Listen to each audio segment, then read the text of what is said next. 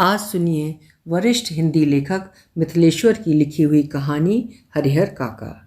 मिथिलेश्वर जी भारत के ग्रामीण हृदय भूमि पर लिखने के लिए विख्यात हैं। उन्होंने भारत के ग्रामीण हिस्सों के बारे में खूबसूरती से लिखा, भारत के ग्रामीण लोगों के संघर्ष और समस्याओं पर प्रकाश डाला। प्रस्तुत है उनकी कहानी हरिहर काका। हरिहर काका के यहाँ से अभी अभी लौटा हूँ। कल भी उनके यहाँ गया था, लेकिन न तो वो कल ही कुछ कह सके और न आज ही। दोनों दिन उनके पास मैं देर तक बैठा रहा, लेकिन उन्होंने कोई बातचीत नहीं की। जब उनकी तबीयत के बारे में पूछा तो माथा उठाकर एक बार मुझे देखा, फिर माथा झुकाया तो दोबारा मेरी ओर नहीं देखा। हालांकि उनकी एक ही नज़र बहुत कुछ कह गई। जिन यंत्रणाओं के बीच वो घिरे थे और जिस मनस्थिति में जी रहे थे, उसमें आंखें ही बहुत कुछ कह देती हैं, मुंह खोलने की ज़रूरत नहीं पड़ती। हरिहर काका से मैं बहुत गहरे जुड़ा हूँ। अपने गांव में जिन चंद लोगों को सम्मान देता हूँ, उनमें हरिहर काका भी एक हैं। हरिहर काका के प्रति मेरे जुड़ाव के अनेक व्यवहारिक और वैचारिक कारण हैं। उनमें प्रमुख कारण दो हैं। एक तो ये कि वो मेरे पड़ोस में रहते हैं, और दूसरा ये कि मेरी माँ बताती हैं बचपन में वे मुझे बहुत दुलार करते थे, अपने कंधे पर बैठाकर घुमाते। एक पिता अपने बच्चे को जितना प्यार करता है, उससे कहीं ज़्यादा प्यार वे मुझे करते थे। और जब मैं सयाना हुआ तब मेरी पहली दोस्ती उनके साथ ही हुई। हरिहर काका ने भी जैसे मुझसे दोस्ती के लिए ही इतनी उम्र तक प्रतीक्षा की थी। माँ बताती हैं कि मुझसे पहले गांव में किसी अन्य से इतनी गहरी दोस्ती उनकी नहीं हुई थी। वो मुझसे कुछ भी नहीं छिपाते थे, खूब खुलकर बातें करते, लेकिन फ़िलहाल मुझसे भी कुछ कहना उन्होंने बंद कर दिया है। उनकी इस स्थिति ने मुझे चिंतित कर दिया है, जैसे कोई नाव बीच मझधार में फंसी हो और उस पर सवार चिल्लाकर भी अपनी रक्षा न कर सकते हों। उनकी स्थिति कुछ वैसी ही हो गई है। हरिहर काका के बारे में मैं सोचता हूँ तो मुझे लगता है वो ये समझ नहीं पा रहे हैं कि कहें तो क्या कहें। अब कोई ऐसी बात नहीं जिसे कहकर हल्का हो सकें, कोई ऐसी उक्ति नहीं जिसे सुनाकर मुक्ति पा सकें। हरिहर काका की स्थिति में मैं भी होता तो निश्चय ही इस गूंगेपन का शिकार हो जाता। माँ कहती हैं गूंगेपन का शिकार आदमी दो तरह से होता है, एक जन्मजात और दूसरा परिस्थिति प्रदत्त। ये दूसरा गूंगापन ज़्यादा भयावह और पीड़ादायक होता है। बहुत कुछ कहने के लिए आदमी भीतर से उबलता रहता है, अंतर में आंधी चलती रहती है, बवंडर उठते रहते हैं, लेकिन मुंह से बोल नहीं फूटते। मुंह पर तो बाहर से ताला लगा दिया रहता है। हरिहर काका इस स्थिति में कैसे आ फंसे? ये कौन सी स्थिति है? इसके लिए कौन जिम्मेवार है? ये सब बताने से पहले अपने गांव का और खासकर अपने गांव की ठाकुर बारी का संक्षिप्त परिचय मैं आपको दे देना उचित समझता हूँ, क्योंकि उसके बिना ये कहानी अधूरी ही रह जाएगी।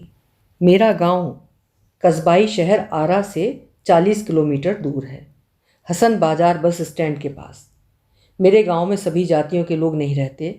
जो हैं उनमें बड़ी जाति के ब्राह्मण, भूमिहार, राजपूत और कायस्थ तथा छोटी जाति के डोम, चमार, रजवार, कहार, नाई, बढ़ई, मुसहर, लोहार आदि।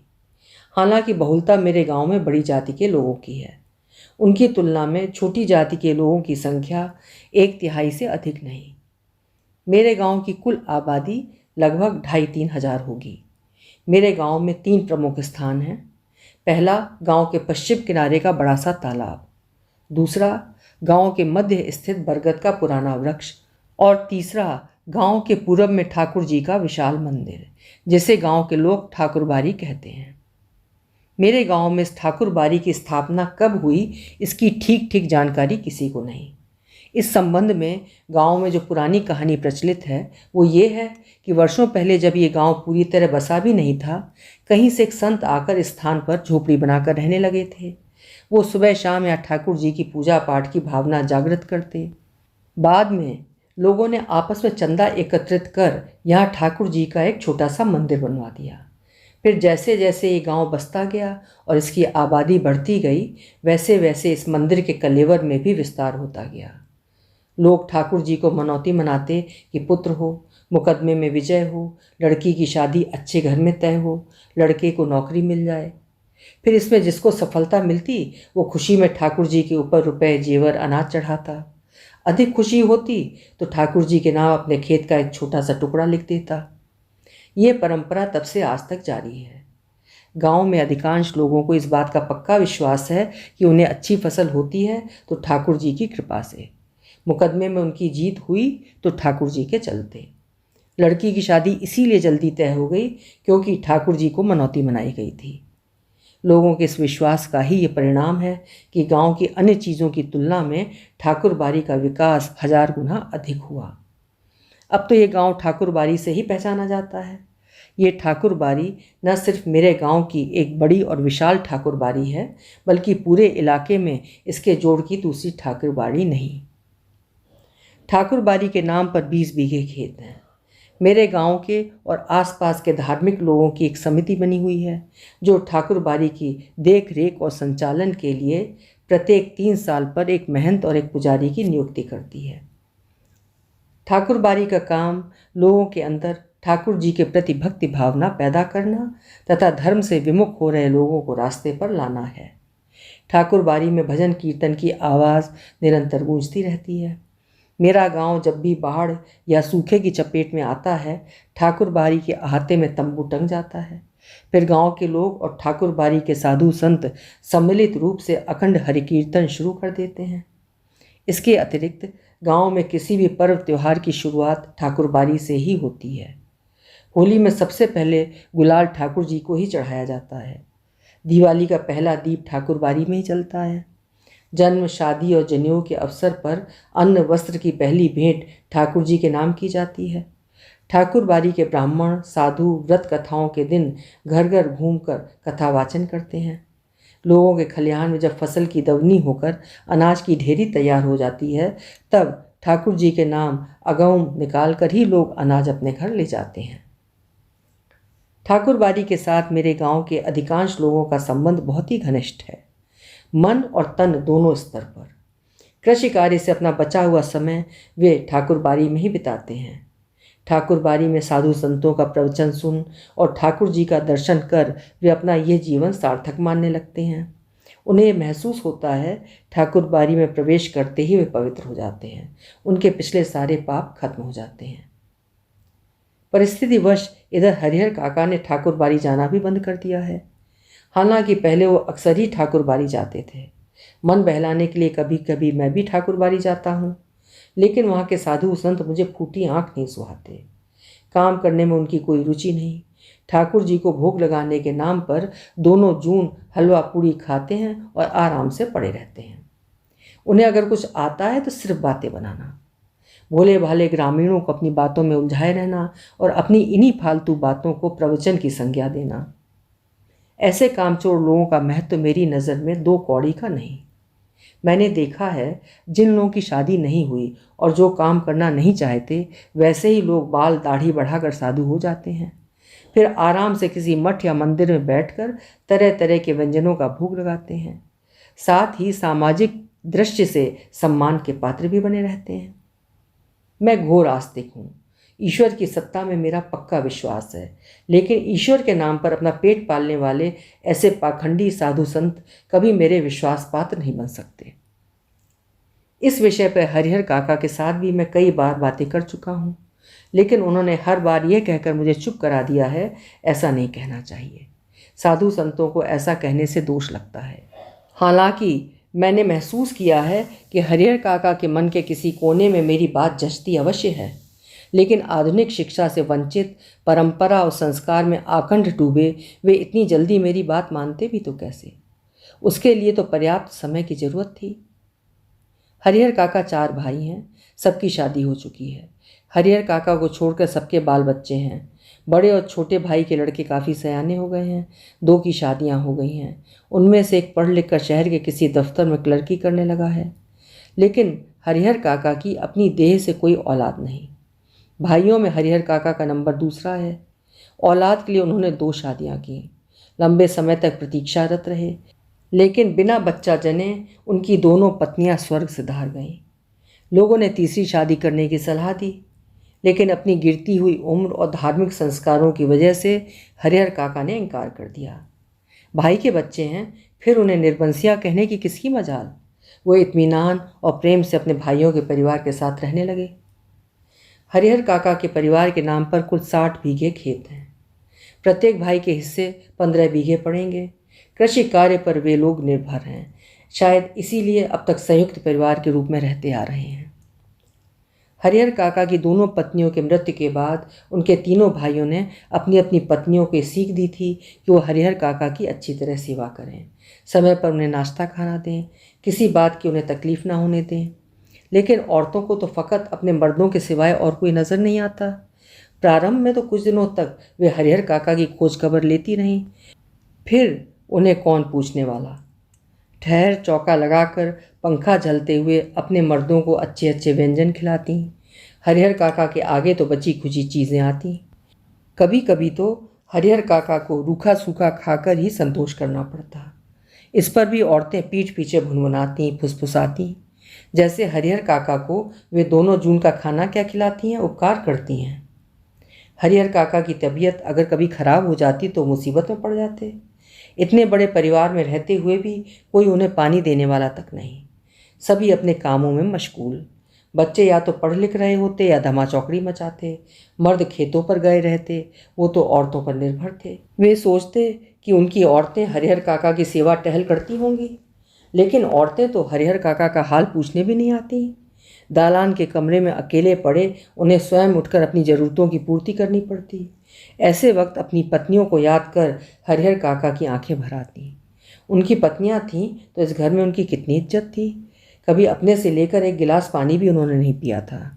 उन्हें लगता था कि इतना बड़ा परिवार है, अपनी जोरू के अतिरिक्त कोई अपना नहीं। भाइयों के परिवार से हरिहर काका के मोह भंग की शुरुआत इन्हीं क्षणों में हुई, और फिर एक दिन विस्फोट हो ही गया। बर्दाश्त करते करते उस दिन हरिहर काका की सहन शक्ति जवाब दे गई। उस दिन शहर में क्लर्की करने वाले हरिहर काका के भतीजे का एक दोस्त उनके गांव आया था। उसी के आगमन के उपलक्ष्य में हरिहर काका के यहाँ 2-3 तरह की सब्जी, चटनी, रायता आदि बने थे। बीमारी से उठे हरिहर काका का मन स्वादिष्ट भोजन के लिए बेचैन था। मन ही मन उन्होंने अपने भतीजे के दोस्त की सराहना की, जिसके बहाने उन्हें अच्छी चीज़ें खाने को मिलने वाली थीं। लेकिन बातें बिल्कुल विपरीत हुईं। सबों ने खाना खा लिया, हरिहर काका को कोई पूछने तक नहीं आया। उनके तीनों भाई खाकर खलिहान में चले गए। दवनी हो रही थी। वे इस बात के प्रति निश्चिंत थे कि उनकी पत्नियों ने हरिहर काका को पहले ही खिला दिया होगा। अंत में हरिहर काका ने स्वयं दालान के कमरे से हवेली में प्रवेश किया। तब उनके छोटे भाई की पत्नी ने रूखा सूखा खाना लाकर उनके सामने परोस दिया। भात, मट्ठा और अचार। बस हरिहर काका के बदन में तो जैसे आग लग गई। थाली उठाकर उन्होंने बीच आंगन में फेंक दी। झन्न की तेज आवाज़ के साथ आंगन में थाली गिरी, भात बिखर गया। विभिन्न घरों में बैठी हरिहर काका के भाई की पत्नियां, लड़कियां, बहुएं सब एक ही साथ बाहर निकल आईं। इधर हरिहर काका गरजते हुए हवेली के दालान की ओर चल पड़े। तुम सब समझ रही हो कि मुफ्त में खिलाती हो, तो अपने मन से ये बात निकाल देना। मेरे हिस्से की खेत की पैदावार इसी घर में आती है। उसे तो मैं 2-4 नौकर रख लूँ, आराम से खाऊं, तब भी कमी नहीं होगी। मैं अनाथ और बेसहारा नहीं हूँ। मेरे धन पर तुम सब मौज कर रही हो, लेकिन अब मैं तुम सबों को बताऊंगा। आदि। हरिहर काका जिस वक्त ये बोल रहे थे, उस वक्त ठाकुर बाड़ी के पुजारी जी उनके दालान पर ही विराजमान थे। वार्षिक हुमाद के लिए घी और शकील लेने आए थे। लौट कर उन्होंने महंत जी को विस्तार से सारी बात बताई। महंत जी के कान तो जैसे वर्षों से ऐसे संवाद की प्रतीक्षा में थे। उनके कान खड़े हो गए। वो दिन उन्हें शुभ महसूस हुआ। उस दिन को उन्होंने ऐसे ही गुजर जाने देना उचित नहीं समझा। तत्क्षण टीका तिलक लगा, कंधे पर रामनामी लिखी चादर डाल ठाकुर बाड़ी से चल पड़े। संयोग अच्छा था, हरिहर काका के दालान तक उन्हें नहीं आना पड़ा, रास्ते में ही मिल गए। गुस्से में घर से निकल खलिहान की ओर जा रहे थे, लेकिन महंत जी ने उन्हें खलिहान नहीं जाने दिया। वापस अपने साथ ठाकुर बाड़ी पर लेते आए। फिर एकांत कमरे में उन्हें बैठा खूब प्रेम से समझाने लगे। हरिहर, यहाँ कोई किसी का नहीं है, सब माया का बंधन है। तू तो धार्मिक प्रवृत्ति का आदमी है।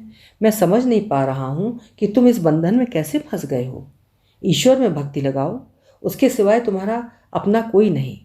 पत्नी, बेटे, भाई, बंधु सब स्वार्थ के साथी हैं। जिस दिन उन्हें लगेगा कि तुमसे उनका स्वार्थ सधने वाला नहीं, उस दिन वे तुम्हें पूछेंगे तक नहीं। इसीलिए ज्ञानी, संत, महात्मा ईश्वर के सिवाय किसी और से प्रेम नहीं लगाते। तुम्हारे हिस्से में 15 बीघे खेत हैं, उसी के चलते तुम्हारे भाई के परिवार तुम्हें पकड़े हुए है। तुम एक दिन कहकर तो देख लो कि अपना खेत उन्हें न देकर दूसरों को दोगे, तब वे तुमसे बोलना बंद कर देंगे। खून का रिश्ता खत्म हो जाएगा। तुम्हारे भले के लिए मैं बहुत दिनों से सोच रहा था, लेकिन संकोचवश कह नहीं रहा था। आज कह देता हूँ, तुम अपने हिस्से का खेत ठाकुर जी के नाम लिख दो, सीधे बैकुंठ को प्राप्त करोगे। तीनों लोक में तुम्हारी कीर्ति जगमगा उठेगी। जब तक चांद सूरज रहेंगे तब तक लोग तुम्हें याद रखेंगे। ठाकुर जी के नाम पर जमीन लिख देना तुम्हारे जीवन का महादान होगा। साधु संत तुम्हारे पांव पखारेंगे, सभी तुम्हारा यशोगान करेंगे। तुम्हारा ये जीवन सार्थक हो जाएगा। अपनी शेष जिंदगी तुम इसी ठाकुर बाड़ी में गुजारना। तुम्हें किसी चीज़ की कमी नहीं होगी। एक मांगोगे तो 4 हाजिर की जाएगी। हम तुम्हें सिर आंखों पर उठाकर रखेंगे। ठाकुर जी के साथ तुम्हारी भी आरती लगाएंगे। भाई का परिवार तुम्हारे लिए कुछ नहीं करेगा। पता नहीं पूर्व जन्म में तुमने कौन सा पाप किया था कि तुम्हारी दोनों पत्नियां अकाल मृत्यु को प्राप्त हुई। तुमने औलाद का मुंह तक नहीं देखा।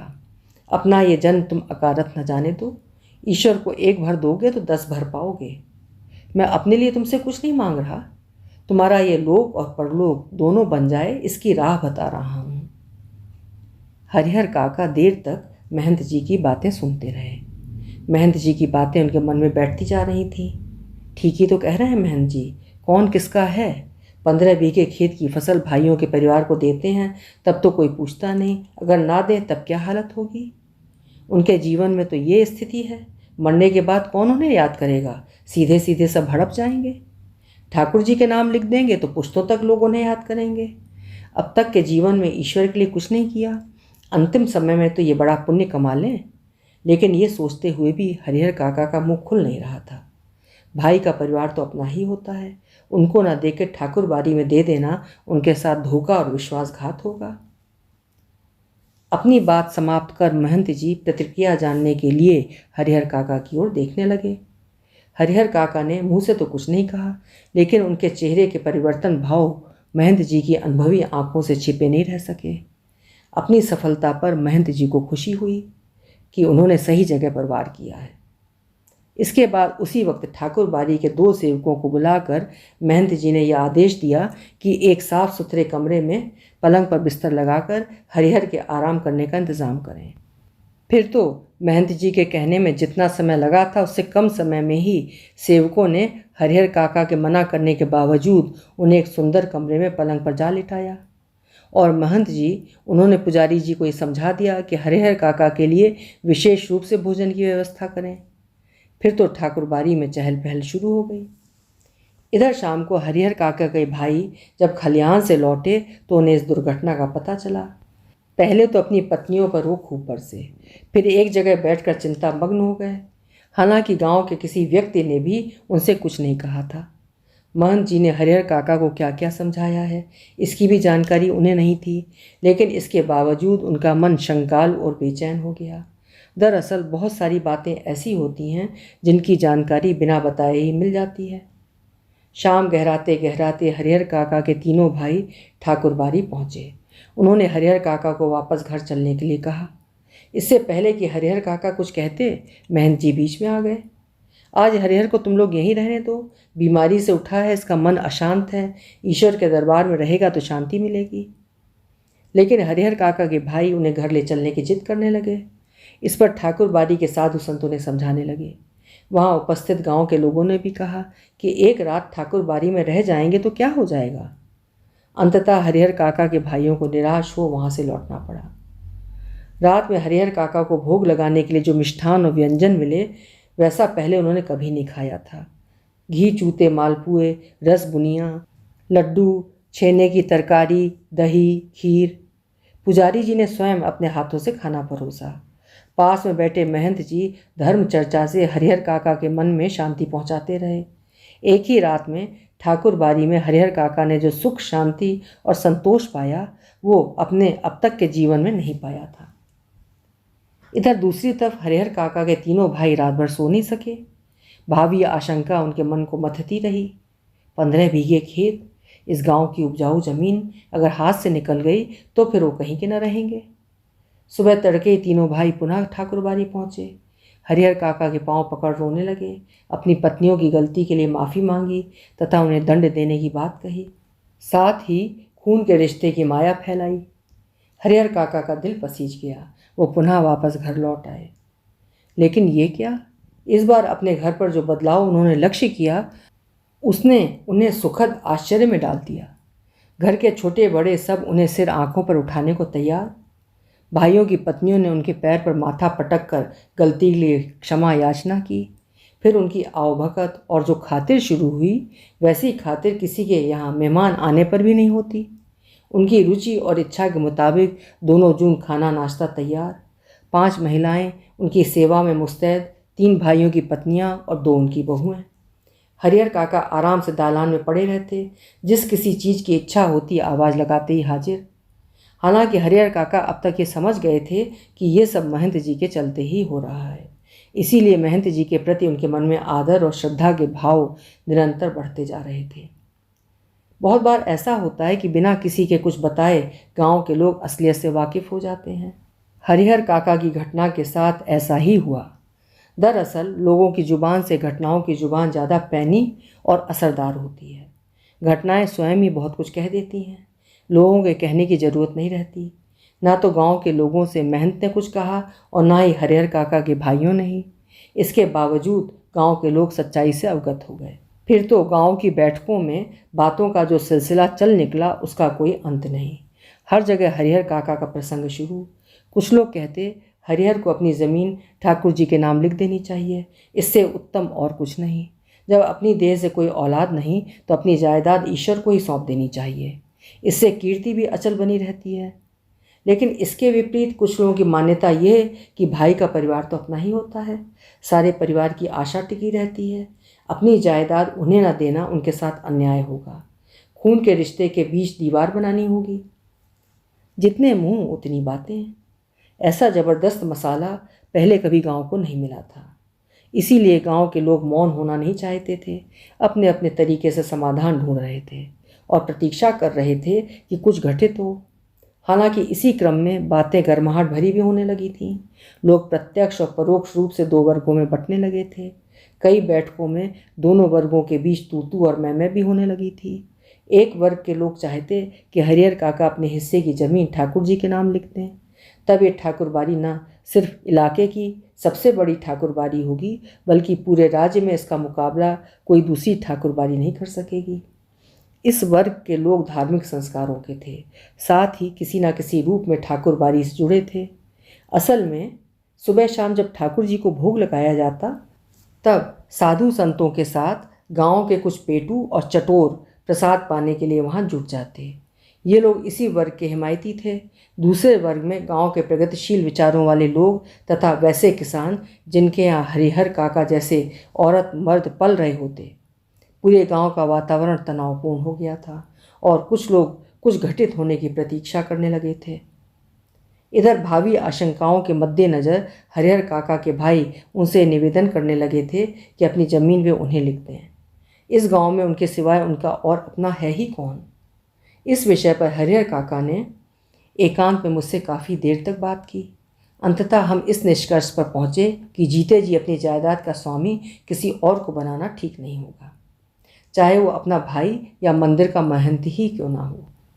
उदाहरण के रूप में हमारे सामने अपने गांव और इलाके में कुछ ऐसे लोग नज़र आए जिन्होंने अपनी ज़िंदगी में ही अपनी जायदाद अपने उत्तराधिकारियों या किसी अन्य को लिख दी थी, लेकिन इसके बाद उनका जीवन कुत्ते का जीवन हो गया, कोई उन्हें पूछने वाला नहीं था।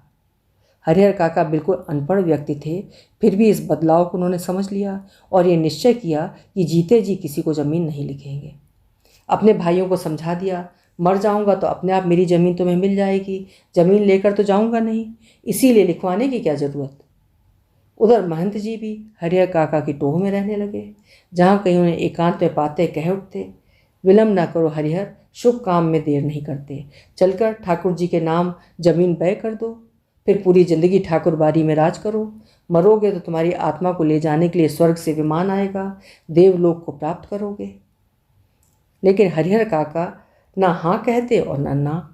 ना कहकर वो महंत जी को दुखी नहीं करना चाहते थे, क्योंकि भाई के परिवार से जो सुख सुविधाएं उन्हें मिल रही थीं वो महंत जी की कृपा से ही।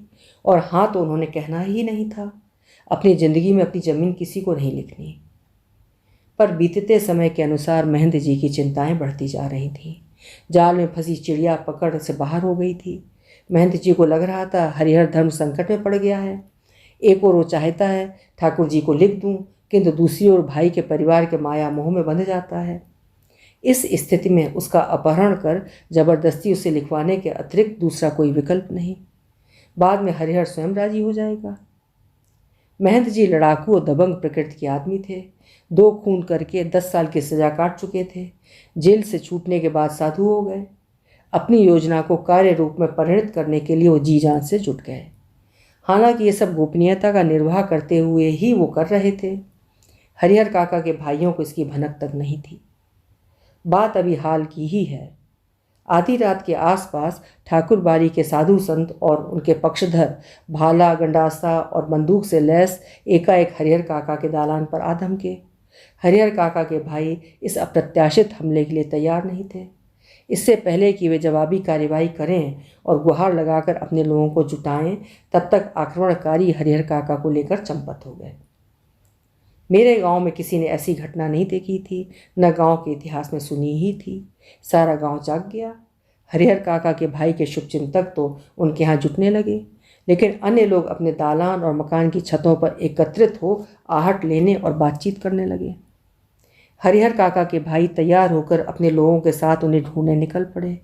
अपने प्रति उत्पन्न मतित्व से उन्हें लगा ये काम महंत का है। वो मैं दल बल सहित ठाकुरबाड़ी जा पहुँचे, लेकिन वहाँ उन्हें बिल्कुल खामोशी और शांति नजर आई। रोज की भांति ठाकुरबाड़ी का मुख्य फाटक बंद था। वहाँ के वातावरण में उन्हें रात का सन्नाटा और सूनापन व्याप्त मिला। उन्हें लगा ये काम महंत का नहीं, बाहर के डाकुओं का है। अब हरजाने की मोटी रकम लेकर वो हरिहर को मुक्त करेंगे। हरिहर काका की खोज में उनके लोग अब किसी दूसरी दिशा की ओर प्रस्थान करते कि इसी समय ठाकुरबाड़ी के अंदर से बातचीत की सम्मिलित किंतु धीमी आवाज़ सुनाई पड़ी। अचानक सबके कान खड़े हो गए। फिर एक क्षण में उन्हें पता लग गया कि हरिहर काका इसी में हैं। अब क्या सोचना, ठाकुरबाड़ी का फाटक वो पीटने और चिल्लाने लगे। बस इसी समय ठाकुरबाड़ी के छत से रोड़े और पत्थर उनके ऊपर गिरने लगे। वे तितर बितर होने लगे। जवाब के लिए उन्होंने अपने हथियार संभाले, लेकिन उनके हथियार संभालने से पहले ही ठाकुरबाड़ी के कमरों की खिड़कियों से फायरिंग शुरू हो गई। हरिहर काका के भाइयों की जमात के एक मजबूत नौजवान के पैर में गोली लग गई। वो गिर पड़ा।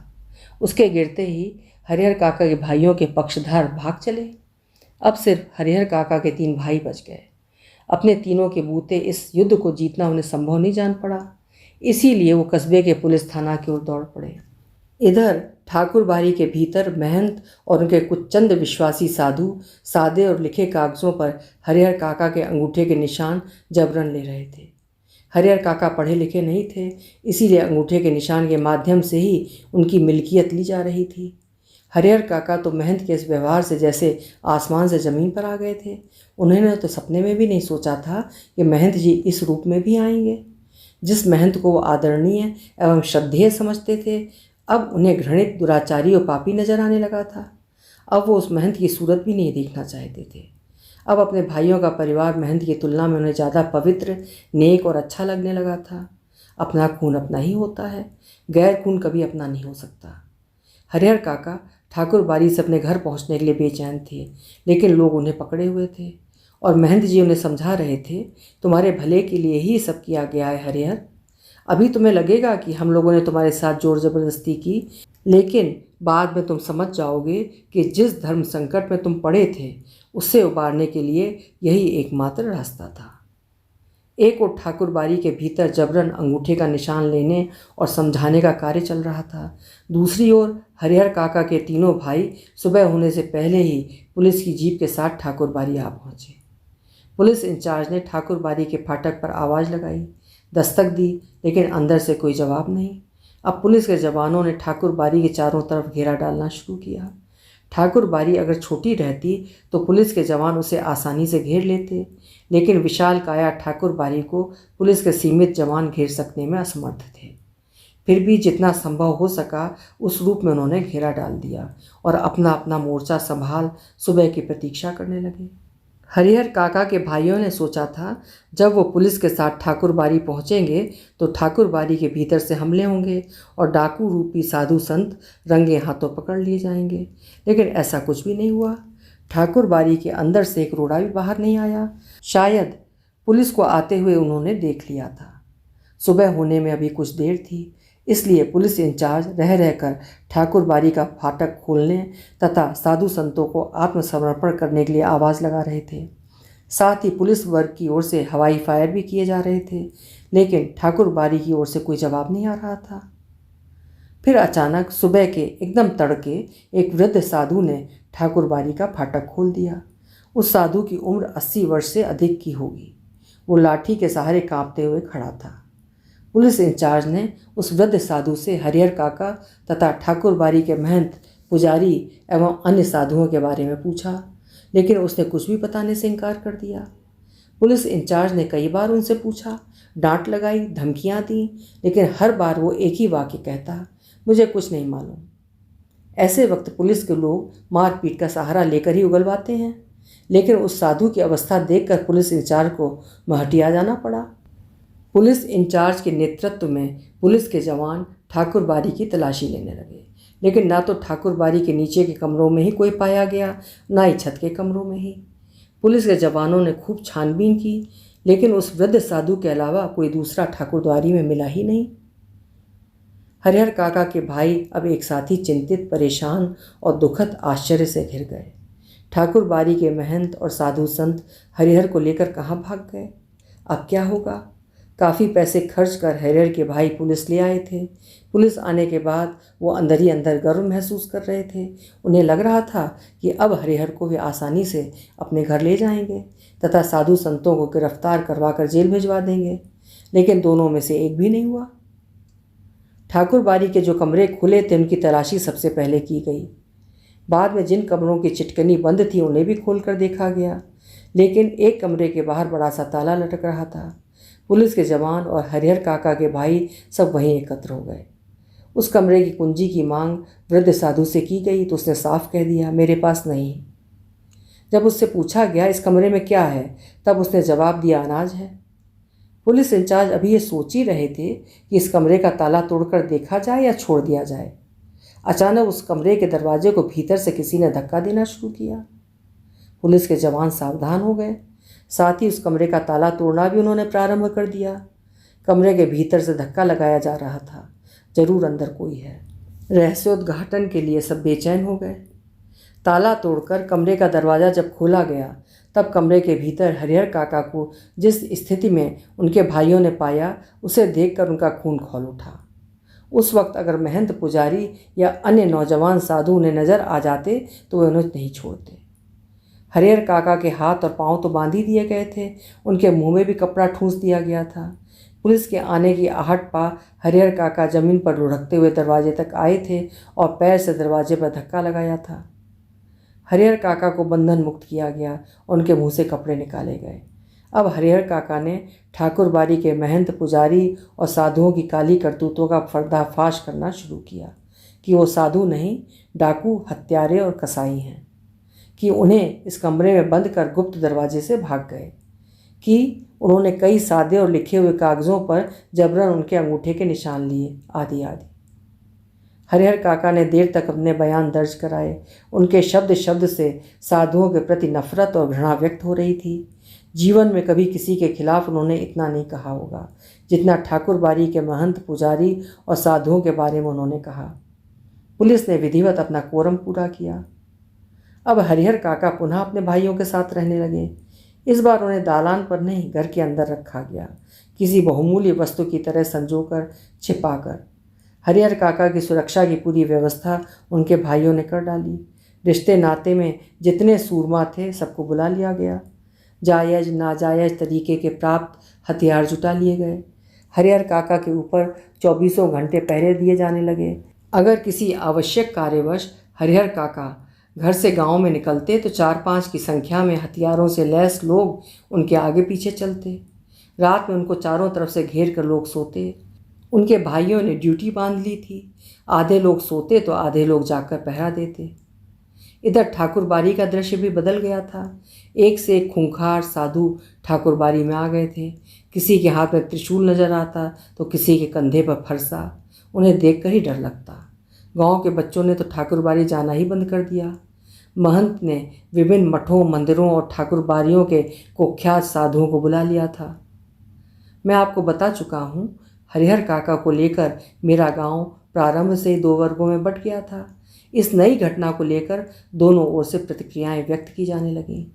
एक ओर के लोगों का कहना है कि अब साधुओं और डाकुओं में कोई अंतर नहीं। छी छी, साधु होकर ये कर्म। महंत ने साधु संतों का नाम डुबो दिया।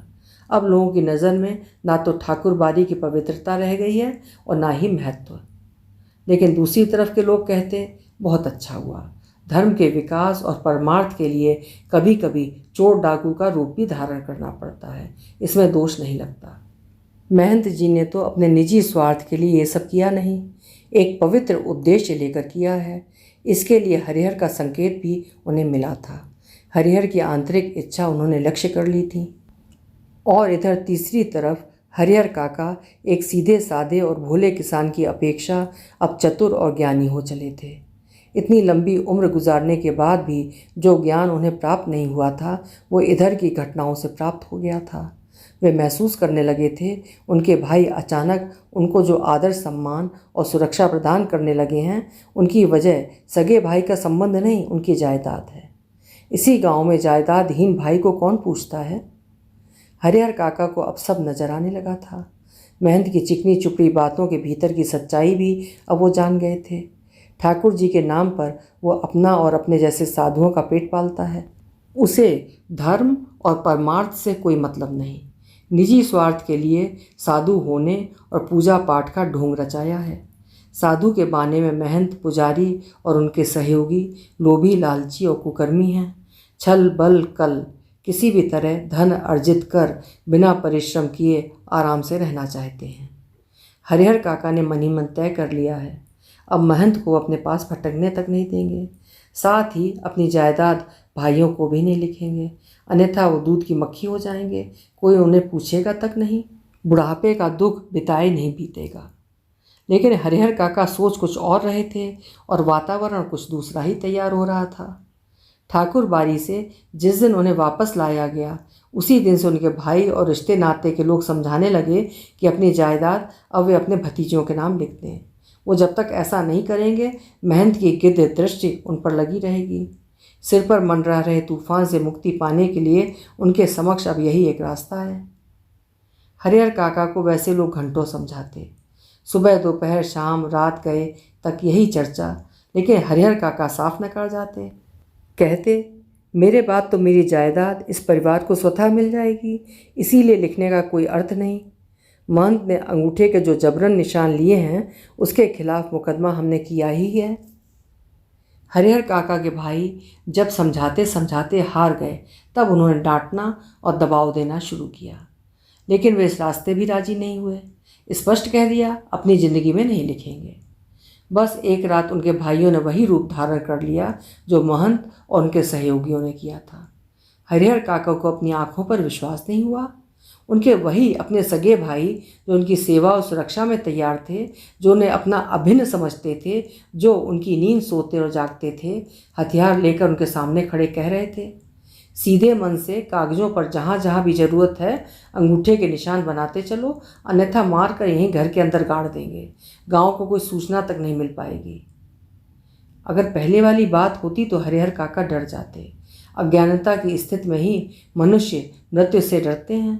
ज्ञान होने के बाद तो आवश्यकता पड़ने पर मृत्यु को वर्ण करने के लिए भी तैयार हो जाते हैं। हरिहर काका ने सोच लिया, वे सब एक ही बार उन्हें मार दें वो ठीक होगा, लेकिन अपनी ज़मीन लिखकर रमेसर की विधवा की तरह शेष जिंदगी घुट घुट कर मरे ये ठीक नहीं। रमेसर की विधवा को बहला फुसलाकर उसके हिस्से की ज़मीन रमेसर के भाइयों ने लिखवा ली। शुरू में तो उसका खूब आदर मान किया, लेकिन बुढ़ापे में उससे दोनों जून खाना देना अखरने लगा। अंत में उसकी वो दुर्गति हुई कि गांव के लोग देखकर सिहर जाते। हरिहर काका को लगता, अगर रमेसर की विधवा ने अपनी ज़मीन नहीं लिखी होती तो अंत तक लोग उसके पांव पखारते होते।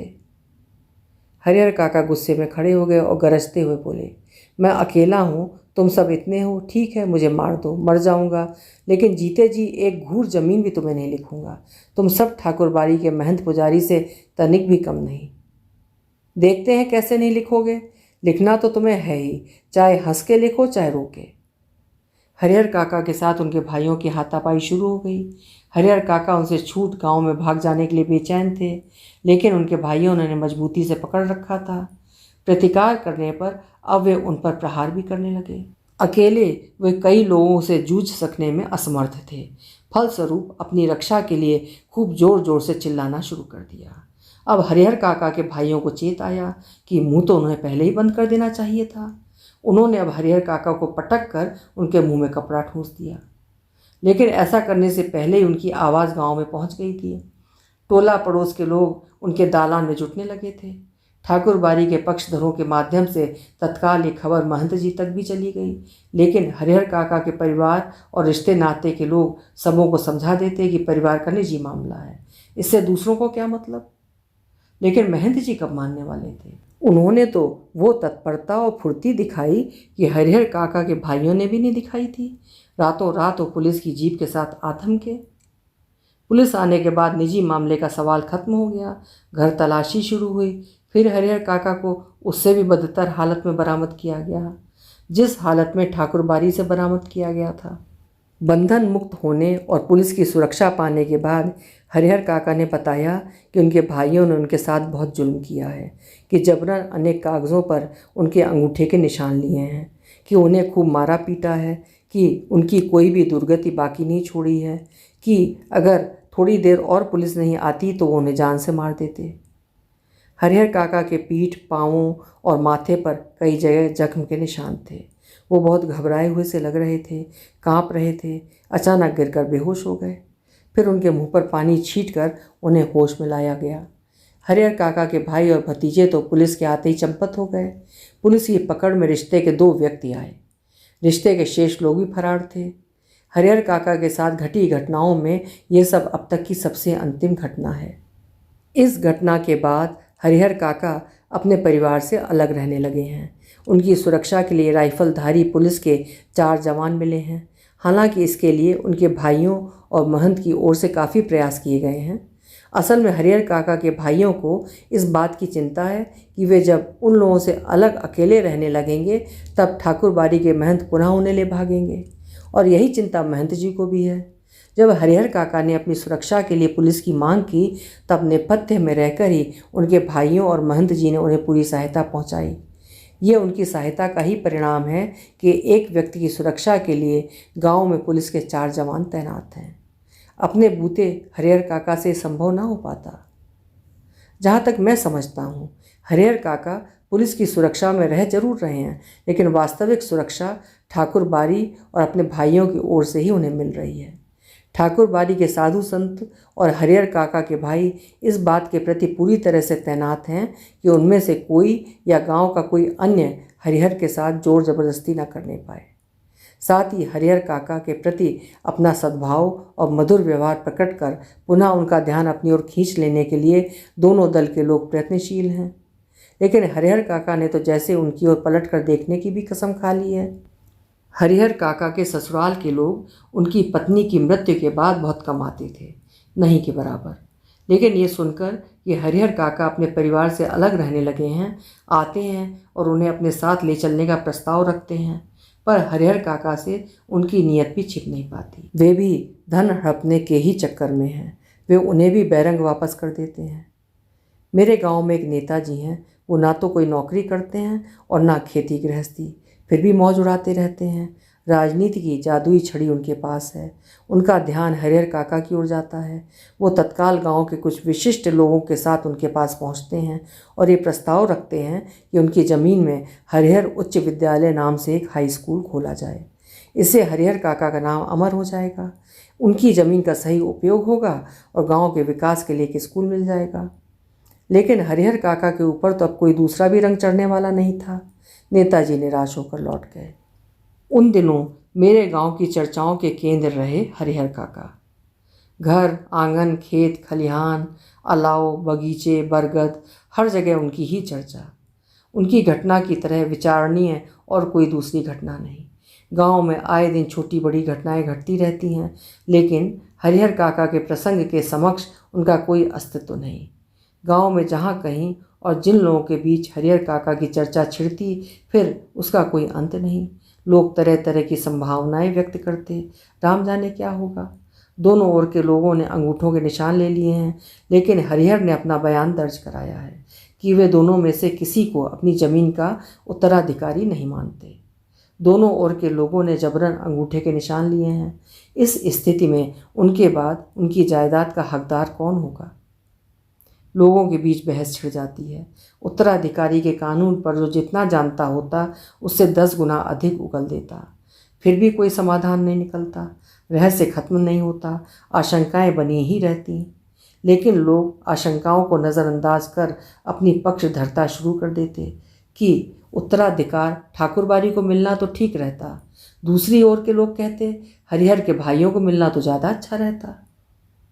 ठाकुरबाड़ी के साधु संत और हरिहर काका के भाइयों ने कब क्या कहा, ये खबर बिजली की तरह समूचे गांव में फैल जाती। खबर झूठी है या सच्ची, इस पर कोई ध्यान नहीं देता। जिसे खबर हाथ लगती वो नमक मिर्च मिला उसे आगे बढ़ा देता।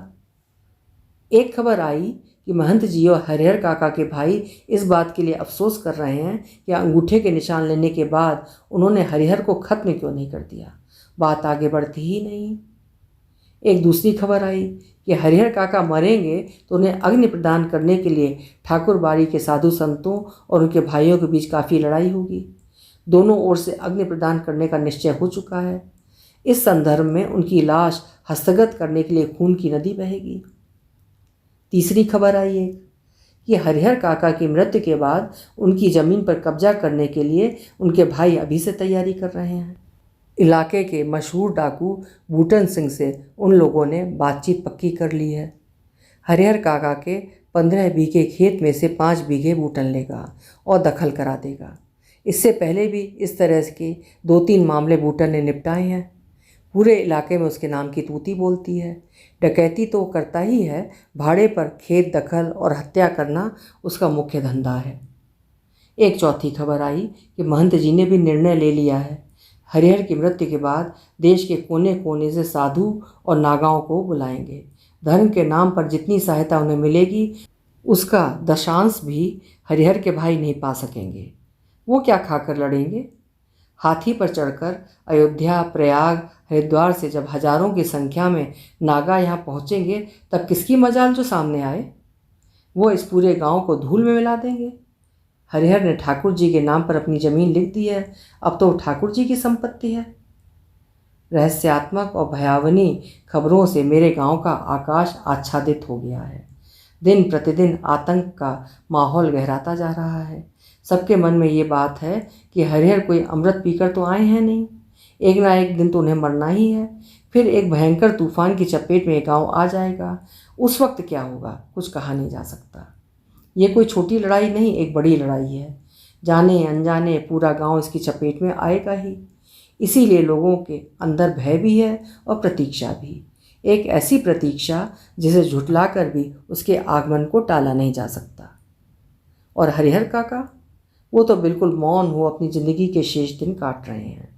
एक नौकर रख लिया है, वही उन्हें बनाता खिलाता है। उनके हिस्से की ज़मीन में जितनी फसल होती है उससे अगर वो चाहते तो मौज की ज़िंदगी बिता सकते थे, लेकिन वो तो गूंगेपन का शिकार हो गए हैं।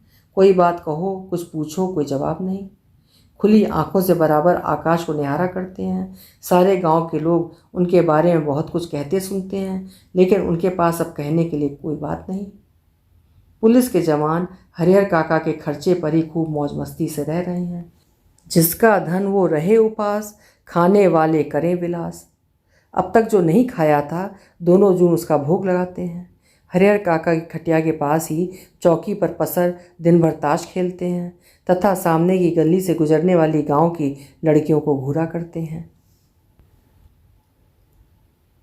अभी आप सुन रहे थे मिथिलेश्वर जी की लिखी हुई कहानी हरिहर काका।